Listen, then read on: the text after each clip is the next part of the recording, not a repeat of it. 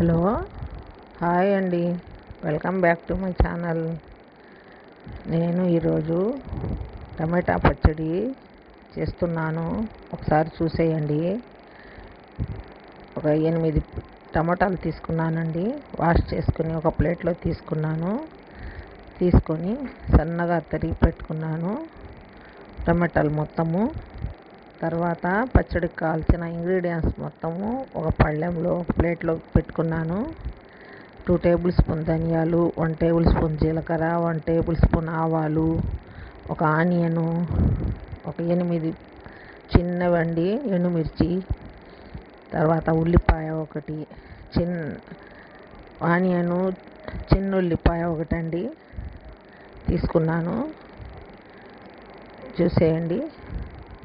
మళ్ళీ చింతపండు, కొంచెం చింతపండు అండి, ఒక్క రవ్వ చింతపండు అంతే తీసి పెట్టుకొని స్టవ్ వెలిగించానండి. స్టవ్ వెలిగించి కడాయి పెట్టుకొని 1 టేబుల్ స్పూన్ ఆయిల్ వేసి, ఆయిల్ హీట్ ఎక్కిన తర్వాత ఈ ధనియాలు, ఈ ఆవాలు, జీలకర్ర కొంచెం వేపుకున్నాను. కొద్దిగా వేగిన తర్వాత ఈ ఎండుమిర్చి కూడా వేసేసాను. వేసి వేపుకొని మొత్తం ఒక ప్లేట్లో తీసుకున్న తర్వాత ఇంకొక టేబుల్ స్పూన్ ఆయిల్ వేసి అదే కడాయిలో టమాటాలు వేసేసాను. టమాటాలు వేసి కొంచెం కల్లు ఉప్పు వేసాను. కల్లుప్పు వేస్తే తొందరగా మగ్గుతాయి టమాటాలు. అందుకని చెప్పి కల్లుప్పు వేసి ఒకసారి కలిపేసి మూత పెట్టేశాను. మూత పెట్టి సిమ్ మీద పెట్టేశాను. సిమ్ మీద పెడితే తొందరగా మగ్గుతాయి టమాటాలు. చూడండి, ఒకసారి మూత పెట్టి మళ్ళీ తీసి చూపిస్తున్నాను.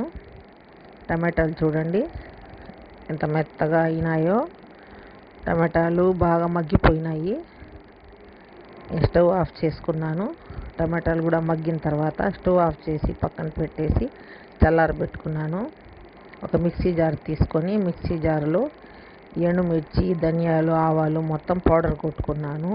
ఫస్ట్ మిక్సీలో పౌడర్ కొట్టిన తర్వాత ఈ టమాటాలు కూడా చల్లారిపోయినాయి. ఈ టమాటాలు వేసేసి మిక్సీ జార్లో కొద్దిగా 1 సెకండ్ అట్ట తిప్పాను అంతే. అట్ట తిప్పి మళ్ళీ ఆఫ్ చేసేసానండి. మెత్తగా అయిపోయింది. ఈ పచ్చడి చిన్నపిల్లలు కూడా ఇష్టంగా తింటారండి.